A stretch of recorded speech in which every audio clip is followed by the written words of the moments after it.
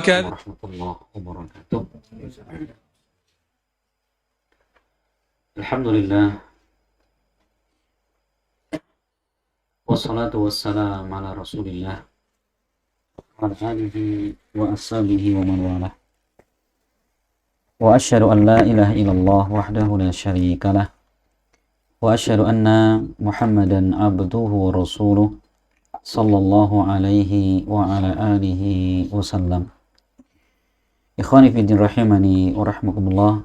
Alhamdulillah, Allah subhanahu wa ta'ala kembali memudahkan kita semua untuk sama-sama kita hadir di majelis ilmu ini. Semoga Allah subhanahu wa ta'ala menjadikan pertemuan kita kali ini menjadi pertemuan yang akan memperberat timbangan kebaikan kita di sisi Allah subhanahu wa ta'ala. InsyaAllah kita akan kembali melanjutkan kajian kita masih di dalam kitab Lum'atul I'tiqad karya Al-Imam Ibnu Qudamah Al-Maqdisi. Pada pertemuan yang lalu kita telah menjelaskan dua muqaddimah dari penulis kitab.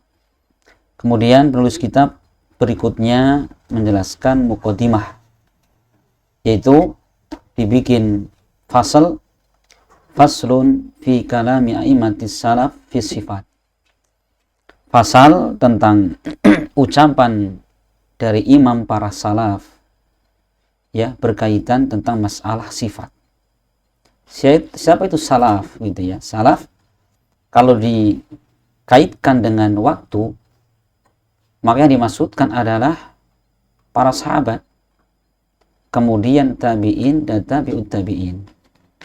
Gitu ya. Jadi kalau dikatakan salaf yaitu mungkin para sahabat, tabi'in dan tabi'ut tabi'in. Ini adalah tiga generasi yang mendapatkan mendapatkan kabar gembira dari Nabi. Yang Rasul mengatakan bahwa khairun nasi qarni, tsummal ladzina yalunahum, tsummal ladzina yalunahum. Sebaik-baik generasi adalah generasiku, itu sahabat. Kemudian setelahnya siapa? Tabi'in. Kemudian setelahnya tabi'ut tabi'in. Kan gitu ya? Gitu. Jadi penulis kitab di sini akan menukilkan ya ulama, ya para imam-imam salaf berkaitan tentang masalah sifat. Maka beliau di sini akan menukilkan dua pendapat, dua ucapan, yaitu ucapan Imam Ahmad dan ucapan Imam Syafi'i. Mungkin kita bertanya, kenapa yang dinukilkan cuman ucapan Imam Ahmad dan Syafi'i? Karena kebetulan di zaman beliau ini ya, ini sejarahnya, di zaman Ibnu Qudamah ini, mazhab yang tersebar di situ adalah mazhab Hanabilah dan mazhab Syafi'iyah. Untuk menunjukkan umat manusia, ini loh, imam-imam kita berkata seperti ini. Gitu ya? Ya. Beliau mengatakan, qala al-Imam Abu Abdullah Ahmad ibn Muhammad ibn Hanbal radhiyallahu anhu. Berkata al-Imam Abu Abdullah, ini kunyah namanya, Ahmad ibn Muhammad ibn Hanbal. Jadi namanya Ahmad bin Muhammad bin Hanbal. Cuman terkenalnya siapa? Ahmad bin Hanbal. Padahal Hanbal itu adalah kakeknya beliau. Nama bapaknya namanya Muhammad. Ahmad bin Muhammad bin Hanbal.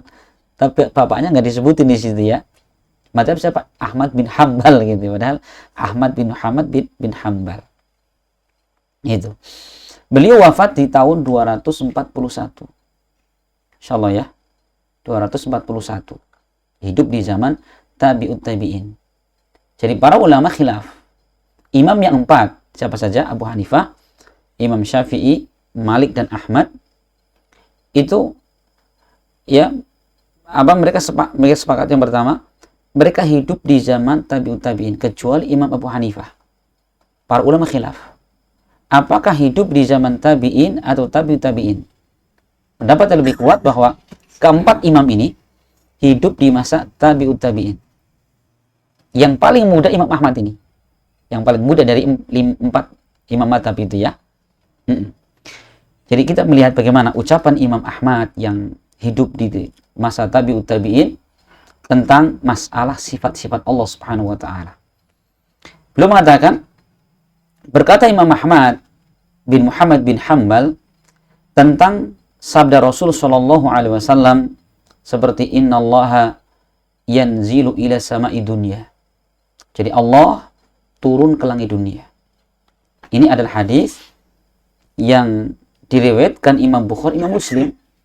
Apa hadisnya? Rasul bersabda, yanzilu rabbuna tabaraka wa ta'ala ila sama'i dunya hina yabqa thuluthul laylil akhir fayaqulu man yad'uni fa astajibalah wa man yas'aluni la'udiyannah. Kata Rasulullah, sesungguhnya Allah Subhanahu wa ta'ala ini turun ke langit dunia ketika sepertiga malam terakhir. Perhatikan. Fayaqul, dan Allah mengatakan, man yad'uni fa astajibalah. Siapa berdoa kepada aku akan saya kabulkan. Siapa minta kepada aku akan aku berikan permintaannya. Ini perhatikan. Ini hadis. Ya. Satu. Jadi bagaimana pendapat Imam Ahmad tentang hadis ini? Dan gitu. Satu. Kemudian hadis lain yang dikatakan kata beliau, wa innallaha yura fil qiyamah. Bahwasanya Allah akan dilihat pada hari kiamat. Itu hadis diriwayatkan Imam Bukhari, datang dari sahabat Jabir bin Abdillah. Itu ketika itu kata Jabir, Rasulullah keluar di malam hari, kemudian beliau melihat bulan purnama. Itu ya, Rasul melihat bulan purnama, dan Rasul mengatakan, innakum satarawuna rabbakum kama tarawuna al-qamar lailatal badri la tudamuna fi ru'yatihi. Kata Rasul ketika melihat bulan, sesungguhnya kalian nanti di hari kiamat akan melihat Allah Subhanahu wa ta'ala seperti kalian melihat bulan purnama ini, yang kalian tidak saling berdesak-desakan ketika melihatnya. Ketikanya Rasul ketika melihat alam langsung berpikir, yang terpikir adalah kiamat, hari akhir nanti. Lihat bulan yang ternyata apa? Bahwa kita kalau orang beriman akan melihat Allah Subhanahu wa ta'ala. Nah, perhatikan. Imam Ahmad ya berkaitan tentang hadis tadi, contoh Allah turun sepertiga malam terakhir, Allah akan dilihat pada hari kiamat. Apa kata beliau? Ya, wa ma asbah hadil ahadits, dan hadis-hadis yang semisalnya, Imam Ahmad mengatakan apa? Nu'minu biha wa nusaddiqu biha la kaifa wala ma'nan wala naruddu syai'an minha. Beliau mengatakan nu'minu biha, kita beriman dengannya. Ini perhatikan. Kata Imam Ahmad, kita beriman dengan apa tadi? Dengan ayat hadis yang mengatakan Allah turun seperti ke malam terakhir, Allah dilihat pada hari kiamat. Apa kata beliau? Nu'minu biha, kita beriman dengannya. Itu secara Muslim. Kenapa? Karena itu kabar Rasul. Apa yang Rasul kabarkan itu adalah wahyu, bukan hawa nafsu. Wa may yantiqu 'anil hawa in huwa illa wahyu yuha. Tidaklah yang Rasul ucapkan itu hawa nafsu, melainkan wahyu yang diwahyukan kepada beliau. Maka sikap kita apa? Nu'minu biha, kita beriman dengannya. Kemudian wa nusaddiqu biha, dan kita membenarkan dan percaya dengannya. Percaya. Kenapa? Yang berkata Rasul. Ya, tidak mungkin akan berdusta, tidak mungkin akan menyesatkan, sudah. Maka beliau mengatakan kita membenarkannya. La kaifa wala ma'nan, yaitu kita tidak membagaimanakan, dan kemudian kita tidak apa? Tidak menetapkan suatu makna yang apa? Menyelisihi dhahirnya. Jadi yang pertama, beliau mengatakan kita beriman, kita membenarkan, dan kita tidak boleh membagaimanakan. Bertanya, bagaimana sih Allah turun? Bagaimana sih Allah kalau dilihat nanti wajahnya pada hari kiamat? Enggak, seperti itu. Dan ternyata ucapan Imam Ahmad ini juga sudah diucapkan Imam Malik, guru beliau. Ya, Imam Malik ketika ada yang bertanya, ya Imam, bagaimana istiwa itu? Imam Malik mengatakan, al-istiwa'u ma'lum, wal kaifu majhul, wal imanu bihi wajibun, was su'alu anha bid'atun, kata Imam Malik. Yang namanya istiwa itu perkara yang diketahui. Ya, sedangkan bertanya tentang bagaimananya nggak mungkin akan terjawab. Allah turunnya seperti apa, Allah istiwanya seperti apa, wajah Allah seperti apa, nggak mungkin terjawab. Kenapa? Itu perkara gaib yang Allah sendiri dan Rasulnya tidak pernah menceritakan. Kan gitu. Dan beriman dengannya, kata Imam Malik, itu wajib. Beriman itu wajib. Kenapa? Beriman kepada kabar Al-Quran dan hadis kan wajib. Sedangkan bertanya tentangnya, kata Imam Malik, perkara yang diada-adakan. perkara bid'ah ini, kata beliau. Kenapa? Nggak pernah ditanyakan para sahabat Nabi. Nah ini ya. Kemudian kata beliau, sikap beliau kata lanjutnya, wala naruddu syai'an minha, dan kita tidak menolak sedikit pun dari hadis-hadis Nabi. Ini perhatikan, ini sifat sikap ya para ulama salaf seperti Imam Ahmad. Kita tidak menolak sedikit pun dari hadis-hadis masalah sifat. Wa na'lamu anna ma ja'a bihi rasul haqqun, dan kita mengetahui bahwa segala yang datang dari Rasul dengannya adalah kebenaran adanya. Nah ini. Jadi kita yakin nggak sih kalau yang dibawa Rasul kebenaran? Ketika Rasul mengatakan Allah turun, kenapa kemudian kita mentakwilnya, mengatakan yang turun bukan Allah, tapi malaikat Allah atau perintah Allah, urusan Allah? Lah ini. Itu menunjukkan apa? Kita tidak istislam, tidak menerima terhadap hadis Nabi. Perhatikan ini. Ini urusannya apa? Banyak ini. Kalau kita menolak hadis Nabi, urusannya banyak. Beliau mengatakan kita tahu bahwa segala yang datang dari Nabi itu kebenaran. Wala naruddu ala Rasulillah sallallahu alaihi wasallam, dan kita tidak pernah menolak terhadap Rasulullah, kan itu. Ya, kemudian kata beliau, wala nasifullaha bi aktsara mimma wasafa bihi nafsahu. Kita tidak mensifati Allah ya lebih banyak, melebihi dari apa yang Allah sifatkan untuk dirinya. Ini perhatikan. Kita tidak pernah mensifati Allah melebihi dari apa yang Allah sifati untuk dirinya. Kita itu hanya apa? Hanya sekedar ikut apa yang Allah terangkan dan Rasul terangkan. Sudah. Gitu ya. Nggak boleh melebihkan. Ya, dari apa yang Allah dan Rasulnya sebutkan. Bila haddin wala ghayah, dengan tanpa pembatasan. Sudah. Apa yang datang dari Allah, Rasulnya kita terima. Karena Allah mengatakan, laisa kamitslihi syai'un wa huwas samiul basir. Tidak ada sesuatu pun yang semisal dengan Allah, dan Allah Maha mendengar lagi Maha melihat. Di dalam ayat ini kata para ulama, terdapat bantahan kepada dua kelompok yang keliru di dalam memahami sifat Allah. Yang pertama apa? Laisa kamitslihi syai', tidak ada yang semisal dengan Allah, yaitu bantahan kepada kaum mumatsilah atau musyabbihah, yang mereka menyerupakan sifat Allah dengan makhluknya. Dibantah ini, tidak ada yang sama dengan Allah. Kemudian yang kedua, Allah mengatakan dan Allah Maha mendengar lagi melihat. Ini apa? Bantahan kepada orang yang menolak sifat-sifat Allah. Allah menetapkan kok ya nama As-Sami, sifat mendengar, Al-Basir, memiliki pendengaran, dan gitu. Ini satu ayat ini kata para ulama membantah dua kelompok. Kelompok musyabbihah atau mumatsilah yang menyamakan Allah dengan makhluknya, dan yang kedua membantah mu'attilah, yaitu orang-orang yang mereka menolak nama atau sifat Allah dengan satu ayat ini. Gitu ya. Maka beliau mengatakan wa naqulu kama qala, maka kita mengatakan seperti yang Allah katakan. Gitu ya. Wa nasifuhu bima wasafa bihi nafsahu, dan kita mensifati Allah dengan apa yang Allah sifati dengannya dirinya. Kita berbicara tentang Allah itu berbicara tentang gaib. Kan gitu ya, nggak boleh kita ngarang-ngarang. Makanya sudah kita sebutkan kemarin bahwa akal manusia ini bisa menetapkan sesuatu dengan tiga cara. Yang pertama adalah apa? Melihat secara langsung. Mungkin nggak kita melihat Allah di dunia? Nggak mungkin. Nggak mungkin. Sampai Nabi Musa alaihissalam pernah minta kepada Allah. Untuk apa? Bisa melihat Allah. Allah mengatakan, ya nggak apa-apa.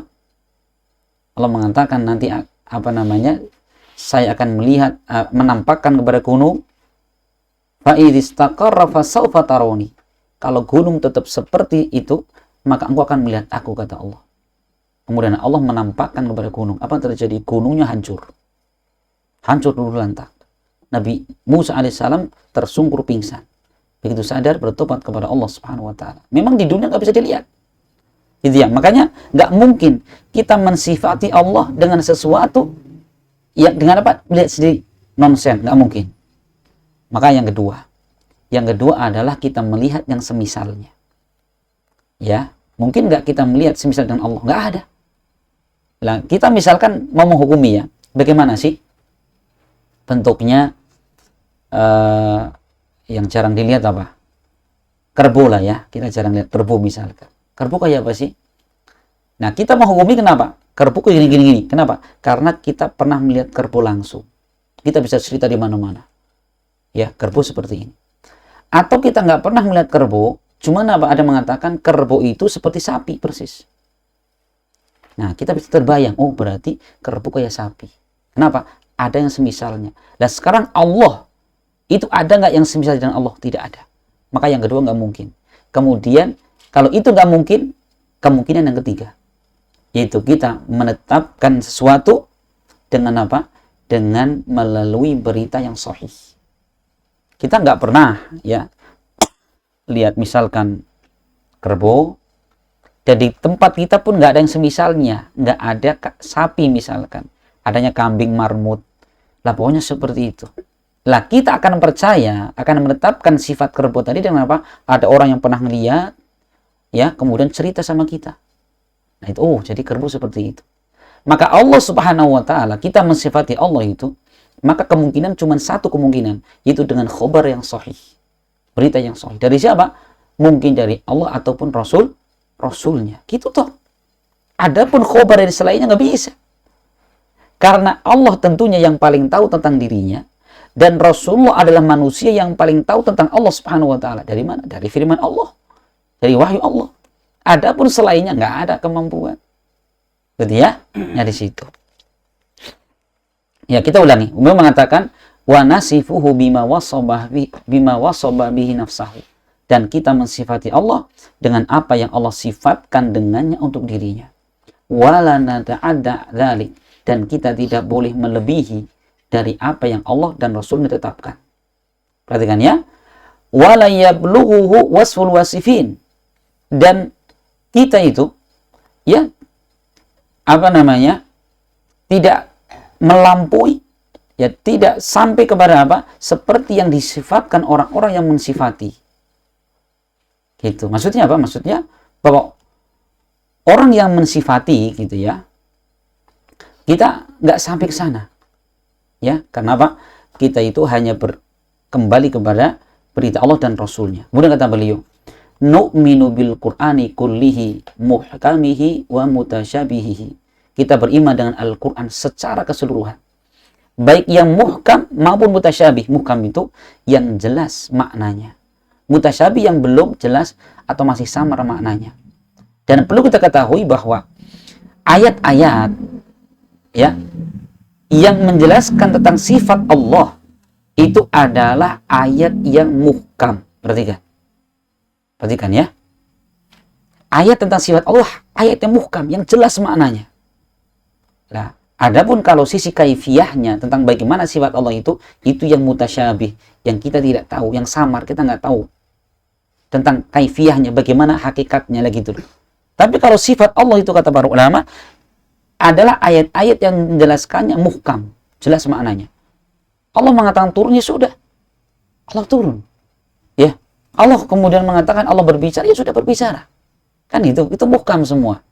Itu apa? Jelas maknanya. Nah, maka kewajiban kita adalah beriman kepada Al-Quran secara keseluruhan, baik jelas maknanya maupun masih samar maknanya. Karena yang namanya mutasyabih itu, kata para ulama itu bertingkat-tingkat, tergantung dengan keilmuan seorang. Mungkin bagi seorang ini, orang yang awam gitu, ini ayat mutasyabih seperti itu. Tapi bagi orang alim tidak. Itu jelas sekali maknanya. Gitu ya. Makanya mutasyabih dan muhkam itu tergantung dengan keilmuan seorang. Ya, maka pentingnya kalau kita belajar itu kepada orang yang memang punya ilmu, sehingga kita mempelajari ayat, hadis Nabi itu dijelaskan. Bagi kita mutasyabih, bagi kita tidak jelas maknanya, tapi bagi seorang alim, bagi mereka jelas sekali maknanya. Gitu ya. Makanya jangan kemudian kita belajar dengan baca sendiri. Perhatikan, ini bukan metode yang benar dalam belajar agama itu. Sampai kata para ulama mengatakan, mangkana kitabuhu dalilahu fa akhtauhu aktsar min sawabihi. Siapa yang menjadikan kitab ini sebagai dalilnya, sebagai rujukannya, maka kekeliruannya lebih besar daripada yang benar. Sudah itu. Makanya nggak ada yang namanya para ulama kita mencontohkan mereka belajar atau tidak, nggak ada. Selalu punya periwayatan di dalam mempelajari ilmu. Kenapa? Dia kan dipahamkan benar, pemahaman yang benar gitu ya. Iya, makanya kan pernah Itu zaman dahulu ada orang baca hadis tanpa guru. Apalagi zaman dulu hadis belum ada tulisan, belum ada titiknya. Dia membaca hadis gini, inna fi hayati sauda dawa'un likulli da. Ini contoh para ulama ya. Sesungguhnya pada ular hitam, hayatus sauda itu terdapat obat untuk semua penyakit. Orang ini langsung nyari ular kobra itu. Jadi catek, mati dia. Ternyata apa? Dia salah baca. Begitu dilihat ulama hadis tuh, dia salah baca. Makanya keliru sampai mati. Harusnya yang betul itu titiknya cuma satu, inna fi habbatis sauda dawa'un likulli da. Sesungguhnya pada habbatus sauda, jintan hitam itu terdapat obat untuk seluruh penyakit. Orang ini salah baca hadis sampai mati. Itu kenapa? Karena dia belajar otodidak, baca sendiri. Gitu ya. Ini ambil pelajaran betul-betul ya. Jangan kita belajar kemudian pokoknya beli kitab sebanyak-banyaknya, baca sendiri, keliru. Mending kita itu mendengarkan ceramah. Ya, kemudian kita nggak paham, tanyakan. Itu lebih selamat daripada kita baca sendiri. Nah, berarti kita nggak boleh baca, boleh. Cuman jangan jadikan membaca itu sebagai pokok di dalam kita mengambil ilmu, jangan. Jadi hanya sekedar membantu. Ya, sekedar membantu. Kemudian kata beliau, kata Imam Ahmad, Masya Allah ya, wala nuzilu anhu sifatan min sifatihi lisyana'ati syuni'at.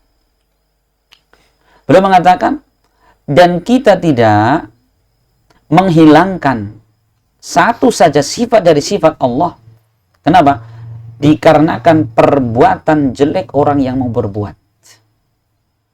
Perhatikan, orang-orang walaupun mereka ini perhatikannya bagaimana ketegasan dan kekokohan para ulama ketika berpegang berprinsip. Kita tidak akan pernah menghilangkan satupun sifat Allah. Ya, walaupun di situ banyak orang yang berbuat jelek dengan bikin sifat-sifat misalkan ditakwil dan sebagainya. Perhatikan, itu tidak menggirukan kita sudah. Ketika Allah mengatakan sudah. Itu maksudnya. Allah mengatakan Allah punya tangan, bal yadahu mabsutatan. Bahkan kedua tangan Allah terhampar, sudah. Kita beriman. Walaupun mungkin orang ceramah berjam-jam, mereka nulis kitab, bikin ceramah di YouTube berjam-jam, membantah itu, tidak pernah kita meninggalkan satupun sifat dari sifat Allah. Perhatikan ya. Nah gitu. Ini kata Imam Ahmad rahimahullah, luar biasa. Kemudian kata beliau, wala nata'addal Qur'ana wal hadis, dan kita tidak pernah melebihkan, melampaui Al-Quran dan hadis. Masya Allah, kita nggak pernah ya melebihkan dari Al-Quran dan hadis. Ya, karena seorang muslim itu dituntut untuk mengikuti Al-Quran dan hadis, bukan melebihkan Al-Quran dan hadis. Allah ketika mensifati dirinya, itu mungkin dalam Al-Quran atau dalam hadis, ya sudah, kita terima. Jangan pernah kemudian kita melebihi dari itu. Kemudian kata beliau, wala na'lamu kaifa kunhu dzalika illa bitasdiq rasul wa tatsbitil Qur'an. Dan kita tidak mengetahui bagaimana hakikat itu semua, sifat itu semua, melainkan dengan membenarkan Rasul dan menetapkan Al-Quran. Sudah. Enak sekali ya. Ternyata agamanya para salafus saleh, Imam Ahmad, Masya Allah, tunduk kepada Al-Quran hadis Nabi. Tidak melebihkan dari apa yang ada dalam Al-Quran dan hadis Nabi. Ini selesai dari ucapan Imam Ahmad bin Hanbal. Ya, apa faedahnya? Syekh Utsaimin menyimpulkan dari ucapan Imam Ahmad itu ada beberapa faedah. Yang pertama, wujubul iman wa tasdiqi bima ja'an Rasulillah min ahaditsis sifat min ghairi ziyadatin wala naqsin wala hadin wala ghayatin. Boleh mengatakan wajibnya kita beriman dan membenarkan dengan segala yang datang dari Rasul berupa hadis-hadis sifat. Tidak menambah, tidak mengurangi, tidak membatasi. Sudah. Gitu ya. Tidak menambah, tidak mengurangi. Sudah. Kita betul-betul istislam menerima. Sudah. Kenapa tadi? Karena kita berbicara masalah gaib. Berbicara tentang sifat Allah itu berbicara tentang gaib. Maka enggak boleh kita nganding-nganding, ngajal-ngajal, enggak boleh. Akal jangan dipakai di situ. Maksudnya apa? Jangan berpaku kepada akal. Tapi wahyu. Karena agama itu adalah dalil, bukan akal. Kan itu.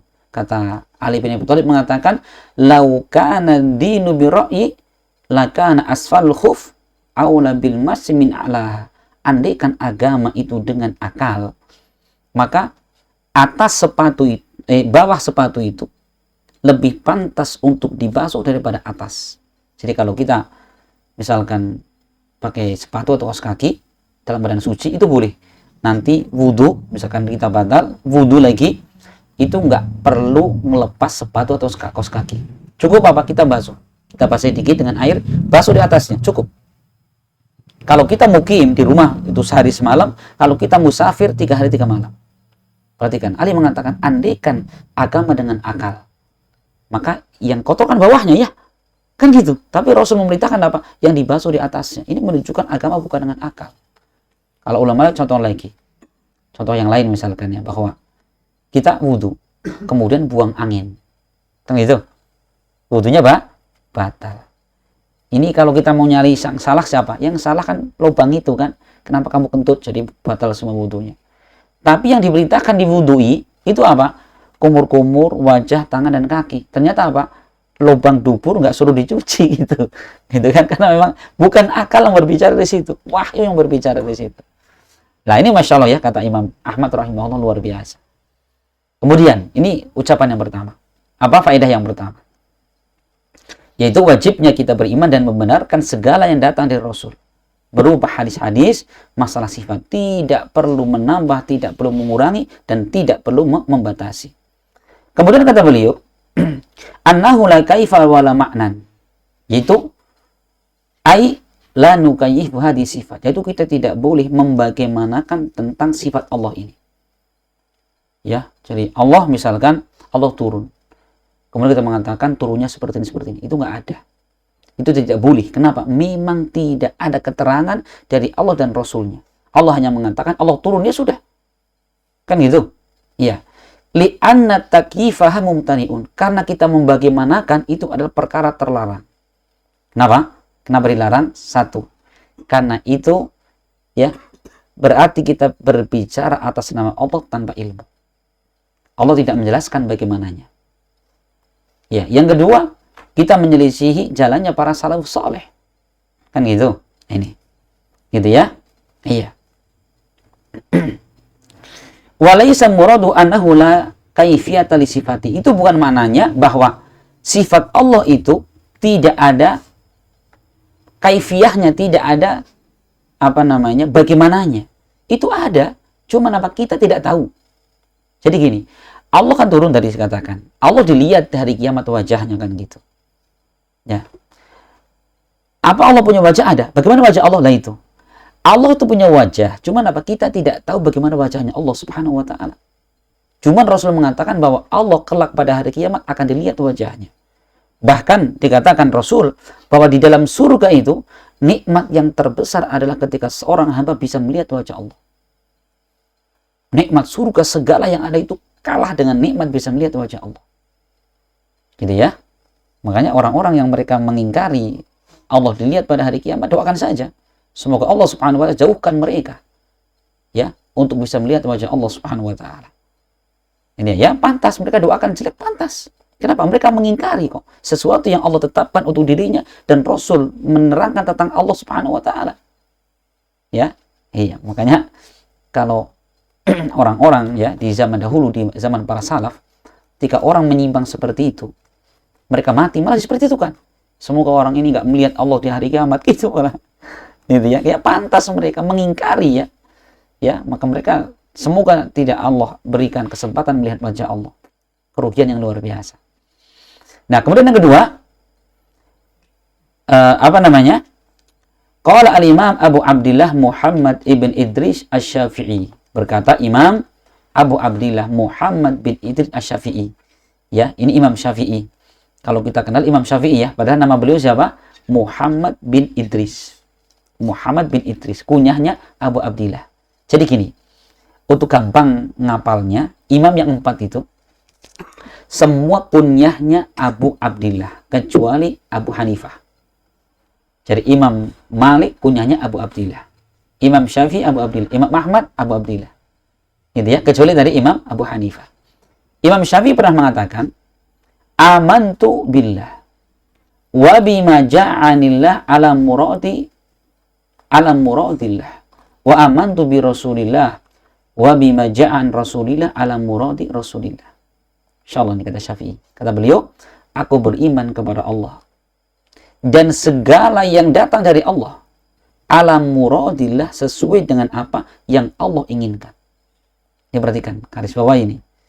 Kata Syafi'i, aku beriman kepada Allah dan segala yang datang dari Allah sesuai dengan apa yang Allah inginkan. Perhatikan, bukan sesuai yang kita inginkan. Perhatikan ya. Wa amantu bi rasulillah, dan aku beriman kepada Rasulullah. Wa bima ja'an rasulillah, dan segala yang datang dari Rasulullah ala muradi rasulillah, sesuai yang Rasulullah inginkan. Insyaallah ya, ini apa ini? Ucapan Imam Syafi'i. Bagaimana beliau itu beriman kepada Allah dan beriman dengan segala yang datang Allah dengannya. Tapi apa? Sesuai yang Allah inginkan, bukan sesuai yang kita inginkan. Perhatikan ini. Ya. Jadi kalau Allah menetapkan sifatnya, sudah kita beriman. Karena apa yang Allah terangkan itulah yang Allah inginkan, kan gitu. Nah, maka dalam ucapan Imam Syafi'i ini dikatakan Syekh di sini, apa faedahnya? Al-imanu bima ja'anillahi ta'ala fi kitabihil mubin ala ma aradahu Allah min ghairi ziyadatin wala naqsin wala tahrif. Mana ucapan Syafi'i? Yaitu beriman ya kepada Allah dan segala yang datang dari Allah dalam kitab Al-Quran. Ala ma aradahu Allah, sesuai dengan yang Allah inginkan, tanpa kita nambah, tanpa mengurangi, dan tanpa memalingkan dari makna yang ada di situ. Insyaallah ya, ini taslim namanya, menerima dengan apa yang datang dari Allah. Jangan kita baca ayatnya, kemudian apa? Maksud Allah demikian. Loh, kok kita sok pinter? Ya, Allah mengatakan Allah A, kita mengatakan ini maksudnya A+. Allah mengatakan B, ini B, C, D. Gitu kan? Itu nama-nama namanya. Itu bukan sifat orang beriman seperti itu. Ya, Allah mengatakan Allah punya wajah dilihat pada hari kiamat. Maksudnya wajah itu pahala. Lah, gitu. Dari mana itu? Ya, Allah turun, maksudnya turun rahmatnya Allah. Masya Allah.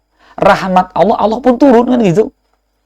Nah, ini perhatikan teman-teman sekalian. Kemudian kandungan yang kedua kata Syekh Utsaimin, al-imanu bima ja'anir an Rasulillah fi sunnati Rasulillahi ala ma arada Rasulullah min ghairi ziyadatin wala naqsin wala tahrif. Yaitu kita beriman dengan segala yang datang dari Rasul pada sunnah beliau sesuai dengan yang Rasul inginkan, dengan tanpa menambah, tidak mengurangi, dan tidak memalingkan dari makna yang ada. Sudah, enak sekali kan? Enak sekali. Ini dua kandungan dari ucapan Imam Syafi'i rahimahullah. Kemudian yang ketiga, beliau mengatakan wa ala hada darajat salaf wa a'immatus salaf radhiyallahu anhum. Kata Ibnu Qudamah, maka berdasarkan keyakinan seperti ini, berjalanlah para salaf. Ya, salaf itu tadi saya sebutkan, itu apa? Para sahabat, tabi'in, tabi'in. Itu kalau dari sisi waktu. Adapun kalau dari sisi pemahaman, maka dimaksudkan salaf adalah apa? Orang yang hidup di zaman manapun, namun pemahaman mereka adalah seperti yang dipahami oleh tiga generasi tadi. Para salaf. Sahabat, tabi'in, tabi'in. Itu salaf. Beliau mengatakan bahwa model agama seperti ini yang para salaf berjalan dan juga para imam-imam belakangan. Kulluhum muttafiquna, perhatikan, alal iqrari wal imrari wal isbati lima warada fis sifati fi kitabillahi wa sunnati rasulih min ghairi ta'arrudin li ta'wilih. Beliau mengatakan semua mereka itu para salaf, baik dulu maupun yang sekarang itu, mereka bersepakat alal iqrar, untuk menetapkan, wal imrar, dan membiarkan. Maksudnya apa? Membiarkan ayat hadis tentang sifat seperti itu sudah datang. Allah datang, ya bilang datang. Allah turun, ya bilang turun. Allah punya wajah, bilang punya wajah, gitu loh maksudnya. Itu apa? Imror, dibiarkan apa adanya. Wal isbat, serta menetapkan lima warada fis sifat, ya, terhadap apa yang datang berkait tentang sifat Allah, baik dalam Al-Quran maupun sunnah Rasulullah. Min ghairi ta'arrudin li ta'wilih, tanpa kemudian melirik untuk mentakwilnya. ya, memalingkan maknanya. Ini perhatikan. Beliau mengatakan ini adalah apa? Kesepakatan para salaf. Dan yang namanya kesepakatan kaum muslimin itu Rasulullah mengatakan la tajtami ummati ala dhalalah, tidak mungkin umatku mereka bersepakat di atas kesesatan. Coba, jadi kalau kita mendengarkan ulama yang muktabar mengatakan ijma, perhatikan itu. Itu hujjah namanya. Kenapa? Umat Islam tidak akan pernah mereka bersepakat di atas kesesatan. Gitu ya, makanya kalau kita dengar ulama sepakat, nah ini perhatikan. Jangan pernah kita menyelisihi. Pokoknya kalau ulama sudah sepakat kita menyelisihi, jelas kita salah. Sudah ya? Ini, kalau ulama sepakat, di zaman dahulu sepakat, kalau kita menyelisihi, jelas kita salah. Gitu ya? Karena tadi Rasul mengatakan tidak mungkin umatku mereka bersepakat di atas kesesatan. Nah ini, jadi ini sifat kata beliau. Jadi semua ulama salaf itu bersepakat untuk ikrar, menetapkan dan membiarkan. Jadi bahasa yang lain dikatakan amirruha kama ja'at bila kaif. Sudah, berlakukan ayat-ayat tentang sifat sebagaimana datangnya. Tidak perlu kita membagaimanakan. Enggak perlu kita ditafsir-tafsirkan sudah. Gitu ya.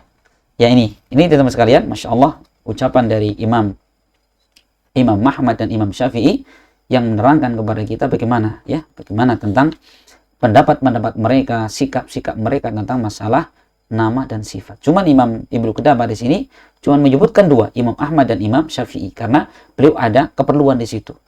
Karena kebetulan di saat beliau hidup itu kebanyakan manusia bermadzhab Hanabilah dan Syafi'iyah. Beliau tidak menukilkan ucapan Abu Hanifah dan Imam Malik rahimahullah. Padahal kalau kita menukilkan ucapan mereka juga banyak sekali.